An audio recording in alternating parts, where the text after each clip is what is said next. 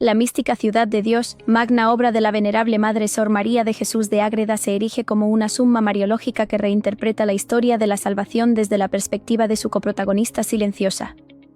En este vídeo encontraremos el relato de la vida de la Virgen María durante el ministerio público de Jesús, abarcando el arco temporal que se extiende desde el bautismo en el Jordán hasta la clausura de la Última Cena. La tesis central que vertebra esta sección de la obra agredana es la inseparabilidad operativa y mística entre Cristo y María. Mientras los evangelios canónicos presentan a la Madre de Jesús en momentos puntuales durante estos 3 años, la mística ciudad de Dios rellena los vacíos con una narrativa densa donde María no es una espectadora pasiva en Nazaret, sino el motor oculto de la evangelización, la barrera contra las potestades infernales y el sagrario viviente que sostiene a la Iglesia naciente. En este análisis desglosaremos no solo los eventos externos, sino los movimientos del alma de la Reina del Cielo, sus batallas contra Lucifer, su magisterio sobre los apóstoles y su participación en los misterios sacramentales, todo ello fundamentado rigurosamente en los textos revelados a la monja concepcionista del siglo XVII. El umbral del ministerio y la ruptura de la vida oculta. El inicio del ministerio público de Jesús no es un evento abrupto en la narrativa de Ágreda, sino la culminación de un proceso de maduración redentora vivido en la intimidad de la Sagrada Familia. La muerte de San José deja a Jesús y María en una soledad compartida que prefigura la separación inminente. Ágreda describe los días previos a la partida de Jesús hacia el Jordán. No se trata solo de una madre que despide a un hijo, sino de la nueva Eva que entrega voluntariamente al nuevo Adán al campo de batalla. En los coloquios íntimos descritos por Ágreda, Jesús revela a su madre que el decreto del Padre Eterno ha marcado la hora de manifestarse a Israel. Aunque Jesús es el Verbo encarnado, en cuanto hombre y súbdito de la ley natural, solicita la licencia de su madre para iniciar su pasión y ministerio. Este acto exalta la dignidad de María como la administradora de la humanidad de Cristo. Ella le concedió esa naturaleza humana, por tanto, su consentimiento es requerido para que esa naturaleza sea inmolada. Sor María narra que la Virgen, postrada en tierra y adorando a su Hijo, le otorga esta licencia con un dolor transverberador, sacrificando sus derechos maternos en el altar de la caridad divina. Es el primer fiat de la vida pública, un eco del de la Anunciación, pero ahora pronunciado con el conocimiento pleno de que la salida de Nazaret conduce inexorablemente al Calvario. Tras la partida de Jesús, María no queda en un vacío existencial. La mística ciudad de Dios detalla que su soledad física en Nazaret se transformó en una actividad mística frenética. Visión intelectual continua, Ágreda afirma que por una gracia singular, María recibió la capacidad de ver en su interior, mediante imágenes intelectuales infusas, todo lo que su hijo hacía y padecía en la distancia. Esta omnipresencia vicaria le permitía acompañarlo en cada paso del camino hacia el Jordán. El gobierno de los ángeles, al quedarse sola, una corte de ángeles se hizo visible para servirla, no para regalarla, sino para asistirle en la batalla espiritual que se avecinaba. María, como reina, ordenaba a estos espíritus celestiales que fueran a custodiar a su hijo, despojándose de su propia guardia real para fortalecer la humanidad de Jesús en su soledad. Mientras Juan el Bautista predicaba en las riberas del Jordán, María seguía los acontecimientos desde su retiro. El día señalado, cuando Jesús descendió a las aguas, la mística ciudad de Dios describe una sincronía sobrenatural. Sor María de Jesús enfatiza que la Virgen vio los cielos abiertos. La voz del Padre no solo acreditó a Jesús ante Juan y el pueblo, sino que confirmó a María en su misión de acompañante de la víctima. En ese instante, María comprendió la naturaleza regenerativa del agua bautismal y la filiación adoptiva que se otorgaría a los creyentes. Ella, madre del Hijo natural, se convertía en ese acto en madre de los hijos adoptivos. Un punto teológico fascinante que Ágreda resuelve es la necesidad del bautismo para la Inmaculada. La autora sostiene que aunque María no tenía mancha original ni actual que lavar, deseó ardientemente recibir el bautismo por 2 razones fundamentales. 1. Humildad e imitación, para no ser singular en lo que podía asemejarse a su Hijo y para dar ejemplo a la Iglesia.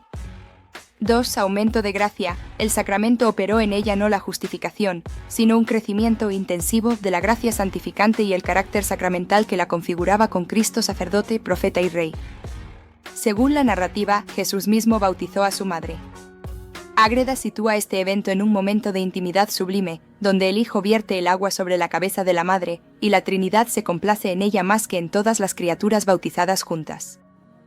Este bautismo mariano es presentado como el modelo perfecto de la recepción sacramental, con fe pura, esperanza firme y caridad ardiente. Inmediatamente después del bautismo, el Espíritu empuja a Jesús al desierto. La mística ciudad de Dios revela un detalle conmovedor: María no se quedó comiendo y bebiendo cómodamente mientras su hijo ayunaba. La cuarentena mariana, Sor María de Jesús narra que la Virgen, conociendo por su ciencia infusa el ayuno de Jesús, se encerró en su oratorio durante los mismos 40 días. Régimen del ayuno: no comió pan ni bebió agua, sustentándose milagrosamente o con minimísimos alimentos en momentos puntuales ordenados por Dios para acompañar los padecimientos de su Hijo. Este ayuno vicario tenía como fin unir sus méritos a los de Cristo para la conversión de los pecadores. Uno de los capítulos más dramáticos de la obra es la descripción de la confusión de Lucifer. El demonio, cegado por la soberbia, no podía discernir si Jesús era el Mesías debido a su humildad y pobreza. Tras ser derrotado en las tentaciones del desierto, Lucifer, furioso, vuelve sus ojos hacia María. Ágreda describe una reunión de los príncipes de las tinieblas. Concluyen que si no pudieron vencer al Hijo, intentarán destruir a la Madre, sospechando que ella es la mujer profetizada en el Génesis. Tácticas de terror: Lucifer no tentó a María con gula o avaricia grosera, sabía que era inútil, sino con terror, ruido, amenazas de muerte y visiones espantosas de dragones y bestias para turbar su paz interior y su confianza en Dios. La respuesta de la reina: María resistió como una torre de marfil. No dialogó con el demonio, siguiendo la prudencia que Eva no tuvo, sino que lo despreció con actos de amor a Dios. Ágreda pone en boca de la Virgen imperativos soberanos atrás: enemigo mentiroso. Adora a tu Creador. La humildad de María quemaba a los demonios más que el fuego del infierno. Al concluir los 40 días, el Evangelio dice que los ángeles sirvieron a Jesús. Ágreda añade la contraparte mariana: Jesús, en su infinita delicadeza, ordenó a los ángeles que llevaran parte del alimento celestial a su madre en Nazaret. Así, madre e hijo rompieron el ayuno simultáneamente, compartiendo el mismo pan de los ángeles, en una comunión a distancia. Este banquete simboliza la alegría escatológica y la restauración de la humanidad a través de la penitencia compartida por el nuevo Adán y la nueva Eva. Tras el desierto, Jesús comienza a llamar a sus discípulos. La boda en Caná de Galilea se presenta en la mística ciudad de Dios como el escenario divinamente orquestado para la manifestación de la mediadora. Ágreda explica que la presencia de María precedió a la de Jesús. Ella ya estaba allí ayudando y sirviendo, demostrando su carácter de sierva del Señor en lo doméstico antes de revelarse como señora en el milagro. Sor María de Jesús ofrece una interpretación profunda del diálogo aparentemente tenso entre Jesús y María. La petición: al notar la falta de vino, María no hace una petición explícita, sino una exposición de necesidad: no tienen vino. Ágreda ve en esto la perfecta oración de confianza, no dicta a Dios cómo actuar, solo presenta la miseria para que la misericordia actúe. La respuesta de Jesús: ¿que nos va a ti y a mí, mujer? Ágreda niega cualquier rastro de reproche. Jesús la llama mujer para señalarla como la corredentora, la mujer por excelencia. La frase «que nos va a ti y a mí» se interpreta como una unidad de voluntades. ¿Qué hay en mi voluntad que no esté en la tuya? Aunque mi hora de manifestarme al mundo según la justicia no ha llegado, tu intercesión adelanta la hora de la misericordia. Teología de la intercesión: el milagro ocurre porque María lo pide. Ágreda establece aquí el principio de que Dios ha depositado la omnipotencia suplicante en manos de su madre. El agua transformada en vino prefigura la antigua ley transformada en la nueva ley de gracia a través de la mediación mariana. La instrucción «haced lo que Él os diga» es, para Ágreda, el resumen de toda la doctrina mariana. Al pronunciar estas palabras, María no solo habló a los oídos de los sirvientes, sino que, con su poder de reina, iluminó sus entendimientos y movió sus voluntades para que obedecieran sin dudar una orden absurda. María preparó los corazones para el milagro físico. El ministerio itinerante y la maestra de los apóstoles durante los 3 años de predicación. La mística ciudad de Dios describe una vida itinerante llena de privaciones. María acompañaba a Jesús en muchas de sus giras por Galilea y Judea, caminando a pie, soportando el calor y el frío, y atendiendo las necesidades materiales del grupo apostólico, lavando sus ropas, preparando alimentos frugales. Cuando la prudencia o el plan divino requerían que se separaran, por ejemplo, cuando Jesús iba a lugares peligrosos o se retiraba a orar solo en los montes, María regresaba a Nazaret o se quedaba en Cafarnaúm. Sin embargo, Ágreda insiste en que la visión intelectual nunca cesaba. Ella veía los milagros, escuchaba los sermones y sufría los rechazos de su hijo en tiempo real, participando espiritualmente en cada acto del ministerio. La cátedra de María, formando a la jerarquía un título recurrente en esta sección es el de maestra. Los apóstoles, hombres rudos y a menudo lentos de entendimiento, encontraban en María la exégeta perfecta de las enseñanzas de Jesús. Resolución de dudas: cuando Jesús hablaba en parábolas difíciles, los discípulos acudían a la madre para que se las explicara. Ella, con paciencia infinita y sabiduría infusa, desbrozaba los misterios del reino, adaptándose a la capacidad de cada uno. Corrección fraterna: Ágreda narra episodios donde los apóstoles discutían sobre quién era el mayor. María, con dulzura pero con autoridad, los corregía, enseñándoles que en el reino de su Hijo la primacía es el servicio. Ella misma les lavaba los pies y servía la mesa para darles ejemplo. El mandato del Padre, en una visión: el Padre Eterno ordena explícitamente a María que asuma el oficio de instruir a la iglesia naciente, y Jesús confirma: yo seré tu maestro, y tú serás la maestra de ellos. Esto sitúa a María como el eslabón necesario entre la verdad divina y la comprensión humana de la iglesia jerárquica. La conversión de la Magdalena, la conversión de María Magdalena, es presentada como un trofeo de la intercesión de la Virgen. Ágreda describe la lucha espiritual: Magdalena estaba poseída por 7 demonios y entregada a la vanidad. Jesús, queriendo honrar a su madre, resistía las gracias iniciales hasta que María intercediera con lágrimas de sangre. Fue la fuerza del amor de María la que quebró las cadenas demoníacas de Magdalena, preparándola para el encuentro con Cristo. La unción en Betania es vista por Ágreda como el momento en que Magdalena reconoce no solo al Señor, sino a la Madre de Misericordia que la había salvado invisiblemente. La amistad de Jesús con Lázaro, Marta y María es un refugio en la narrativa. Cuando Lázaro enferma, María conoce por visión la gravedad y la intención de Jesús de dejarlo morir para mayor gloria de Dios. Ágreda describe el dolor materno. María sentía compasión por las hermanas de Betania y por el sufrimiento físico de Lázaro, pero se unía perfectamente a la voluntad permisiva de su hijo. En la tumba de Lázaro, aunque el Evangelio no la menciona, Ágreda sitúa a la Virgen como la suplicante decisiva. Jesús resucita a Lázaro no solo por amor al amigo, sino atendiendo a la petición silenciosa de su madre. La sombra de la cruz, inmediatamente después del milagro, el Sanedrín se reúne y decreta la muerte de Jesús. María, en su retiro, tiene una visión de este concilio inicuo. Conoce la sentencia y la acepta.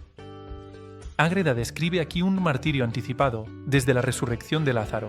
María comienza a vivir la pasión interiormente, sintiendo ya los clavos y las espinas en su alma.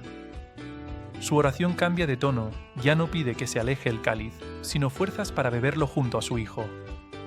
La entrada en Jerusalén es descrita con un contraste brutal. Mientras las turbas aclaman, Jesús llora sobre Jerusalén. María, presente en la comitiva, aunque discretamente entre las mujeres, comparte este llanto interior. Ágreda revela que, mientras Jesús avanzaba sobre el pollino, emanaba de él y de su madre una luz divina invisible para los ojos carnales, pero insoportable para los demonios. Las legiones infernales que infestaban el aire de Jerusalén fueron precipitadas a los abismos temporalmente, limpiando la atmósfera espiritual de la ciudad para la gran semana. María veía en cada palma y en cada manto extendido un símbolo del sacrificio inminente. Aceptaba los hosannas como un reconocimiento efímero de la realeza de su hijo, sabiendo que esos mismos gritos se tornarían en «crucifícale». María acompaña a Jesús al templo y es testigo de la expulsión de los mercaderes. Ágreda señala que la Virgen ardió en celo divino. Ella, que veneraba el templo más que ningún sumo sacerdote, ofreció sus actos de desagravio por la profanación comercial del lugar santo. Su oración sostenía el brazo de Jesús mientras volcaba las mesas, uniendo su justicia materna a la ira santa del Hijo. La última cena y el misterio eucarístico. Este evento constituye la cima de la revelación sobre el ministerio público en la mística ciudad de Dios. La riqueza teológica que Ágreda despliega aquí es inmensa. María no solo supervisó la preparación material de la sala, sino que, según Ágreda, tomó posesión espiritual del lugar. Barrió el cenáculo con sus oraciones, expulsando a cualquier espíritu inmundo y consagrándolo como el primer templo de la nueva alianza. ella misma dispuso los panes y el vino que serían transustanciados, aportando la materia para el sacrificio de su Hijo. Antes del lavatorio oficial a los apóstoles, Ágreda narra una escena privada de infinita ternura. Jesús, en el retiro de la antesala, se ciñe la toalla y lava los pies de su propia madre. María, aniquilada en su humildad, intenta impedirlo, pero obedece ante la voluntad divina. El deseo de María. Ella pidió a Jesús que le permitiera lavar los pies a Judas para intentar ablandar su corazón de piedra con sus lágrimas. Jesús le negó este consuelo, reservándose para sí la humillación ante el traidor, pero aceptó la intención sacrificial de su madre. La institución de la Eucaristía. Mientras Jesús estaba con los 12 en la mesa, María permanecía en un lugar retirado del cenáculo, pero viendo todo en visión intelectual. La transustanciación, en el momento del hoc est enim corpus meum, Ágreda describe que el corazón de María fue traspasado por un dardo de amor seráfico. Ella adoró la presencia real en el mismo instante en que se hizo presente en las manos de Cristo. La comunión de la Virgen, Ágreda afirma categóricamente que María comulgó. Según la visión, el mismo Cristo le administró la Eucaristía. El milagro de la permanencia, aquí Ágreda introduce una doctrina singular y sublime. Las especies sacramentales recibidas por María en la última cena no se consumieron ni corrompieron en su estómago. Permanecieron intactas en su pecho, como en un sagrario de cristal, durante todo el tiempo de la pasión y hasta la resurrección. Significado teológico. Esto significa que, mientras Jesús estaba muerto en el sepulcro, su presencia sacramental real permanecía viva y latente en el corazón de María. Ella fue el soporte físico de la Iglesia, conteniendo en sí al Cristo total cuando el Cristo histórico yacía muerto. Ella fue la lámpara encendida del Santísimo Sacramento durante las tinieblas del Viernes y Sábado Santo. La traición de Judas es analizada con horror. María veía el alma de Judas ennegrecida y habitada por Satanás. Oró por él hasta el final, llorando lágrimas de sangre. La comunión sacrílega, Ágreda aborda el problema de si Judas comulgó. Su solución salva la dignidad del sacramento. Externamente, Judas recibió el pan y el vino, pero místicamente y por ministerio de ángeles, las especies consagradas fueron sustraídas de su boca o privadas de la presencia real antes de entrar en su cuerpo inmundo. Así, el Señor permitió que Judas creyera comulgar para no delatarlo públicamente, pero protegió su propia sustancia divina del contacto con el pecado y el demonio que ya poseía al Iscariote. Tras la cena, llega el momento de ir a Getsemaní. La despedida entre Jesús y María es el cierre del ministerio público. Jesús se despide de su madre agradeciéndole la humanidad que le dio. María, renovando su oferta, le da licencia para morir. Hijo mío, ve a cumplir la voluntad del Padre, yo te acompaño con mi espíritu. Es el momento en que María asume plenamente su papel de sacerdotisa que ofrece la víctima. Se queda en el cenáculo físicamente, pero su espíritu sale con Jesús hacia el huerto de los olivos, comenzando la vigilia más dolorosa de la historia. Conclusiones teológicas y doctrina agredana. El análisis exhaustivo de la mística ciudad de Dios en el periodo de la vida pública de Jesús revela una mariología de cooperación necesaria e integral. Corredención activa. María no espera pasivamente en la cruz, su actividad en el desierto, en Caná y en el ministerio prepara la materia del sacrificio. Sacerdocio mariano, aunque no ministerial, María ejerce un sacerdocio espiritual eminente al preparar el altar del cenáculo, ofrecer la víctima y custodiar la presencia eucarística en su propio cuerpo. Lucha antipolítica. La vida de María es una guerra constante contra las potestades demoníacas. Su santidad es el escudo que protege la misión de Cristo hasta que llega la hora decretada. Modelo eclesial, en su función de maestra de los apóstoles y madre de la Eucaristía, María prefigura y contiene en sí toda la perfección de la Iglesia. Ella es la ciudad de Dios donde la Trinidad reside y opera la salvación del mundo. Para Sor María de Jesús de Ágreda, la historia evangélica es una sinfonía a dos voces. La voz del Verbo que proclama la verdad, y la voz del silencio de María que fecunda esa verdad en los corazones de los hombres.